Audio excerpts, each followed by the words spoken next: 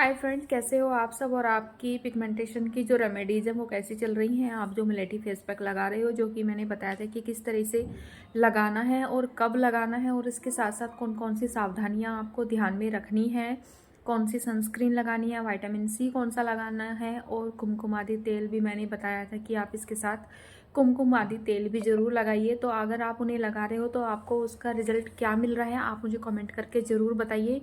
देखिए, मैंने जो पिछली वीडियो डाली थी उसमें मैंने बताया था कि मेरा बीच में त्योहारों की वजह से जो रूटीन था वो थोड़ा डिस्टर्ब हो गया था। मैंने काफ़ी टाइम से मैं नहीं लगा पाई थी मुलेठी फेस पैक और कुमकुम आदि तेल। तो जो रिजल्ट है वो मैं अभी आपको नहीं बता सकती हूँ, क्योंकि मैंने कुमकुम आदि तेल अभी एक महीने तक भी कंटिन्यू करके नहीं लगा पाई हूँ त्योहारों की वजह से। जैसे कि आपके साथ भी ऐसा होता होगा कि आप बीच में त्योहारों की वजह से या फिर किसी और वजह से आप नहीं लगा पाते हैं किसी भी फेस पैक को, किसी भी रेमेडी को।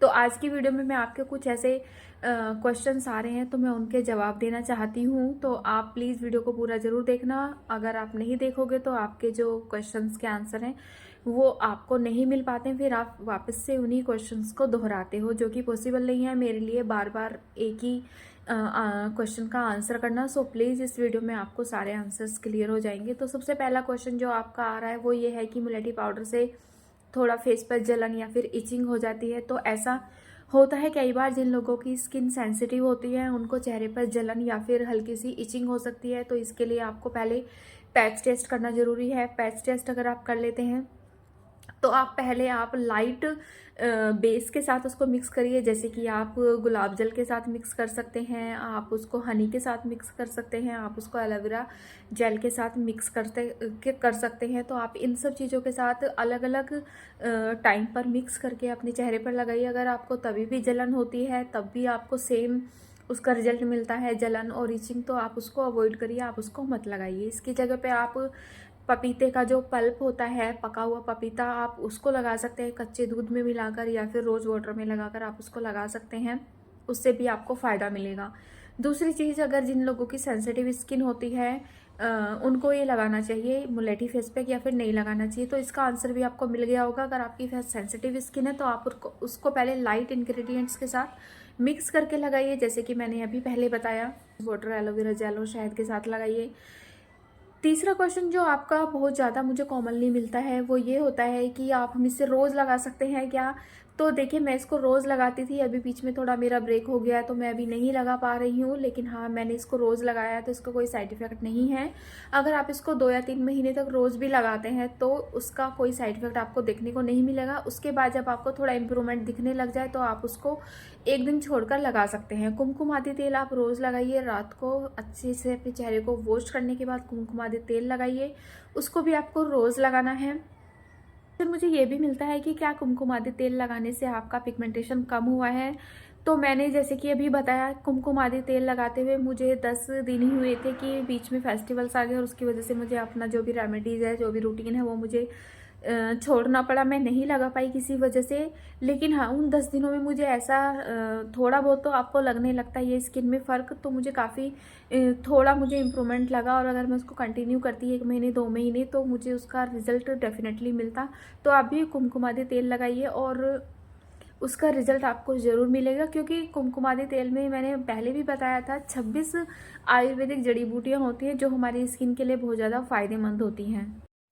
एक क्वेश्चन मुझे ये मिला था कि दीदी, आपकी जो पिगमेंटेशन है वो स्टेरॉइड की वजह से हुई थी, जो स्टेरॉइड क्रीम होती है उसकी वजह से हुई थी या फिर नेचुरल पिगमेंटेशन है। तो देखिए, मुझे कम से कम 6 साल पहले पिगमेंटेशन हुई थी, जो कि मुझे रीज़न नहीं पता क्यों हो गई थी। बल्कि मैं घर में ही रहती थी, मैं धूप में भी नहीं जाती थी।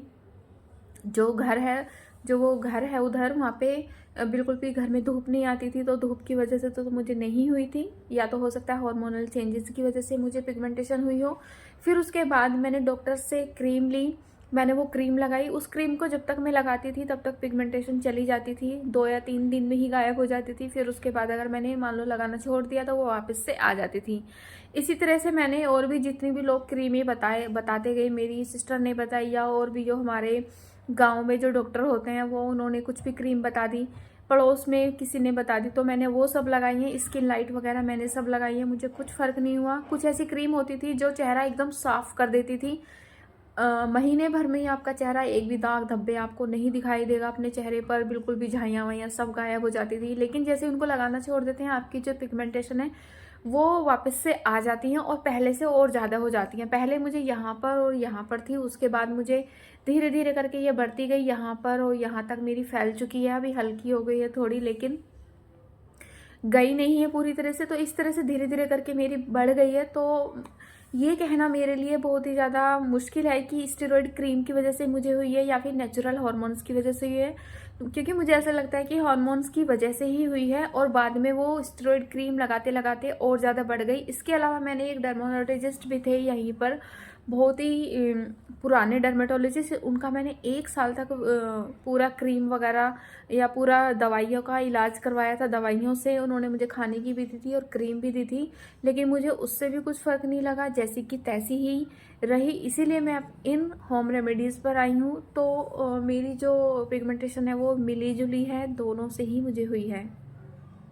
तो आई होप आपको अपने इन कुछ सवालों के जवाब मिल गए होंगे। अगर आपके और भी ज़्यादा सवाल हो या कुछ और सवाल हो तो इस वीडियो के कमेंट में आप ज़रूर लिखिए, मैं उनका रिप्लाई ज़रूर करूँगी। और अब पॉसिबल नहीं हो पाता है मेरे लिए वीडियो बनाना, लेकिन मैं ट्राई करती हूँ कि आपके कुछ क्वेश्चंस को पढ़ के उनका आंसर दे सकूँ और अपनी रेमेडीज़ को कंटिन्यू रखिए। मैं भी कंटिन्यू करने का फिर से प्रयास करूँगी, और जब मैं एक बार फिर से स्टार्ट कर दूँगी फिर मैं आपके पास उन वीडियोस को ज़रूर अपलोड करूँगी और अपने रिजल्ट को भी शेयर करूँगी। और हाँ, आप लोग भी अपने रिजल्ट को ज़रूर शेयर करिए। मिलती हूँ नेक्स्ट वीडियो में, पता नहीं कब मैं अपलोड करूँगी, लेकिन तब तक टेक केयर, बाय बाय।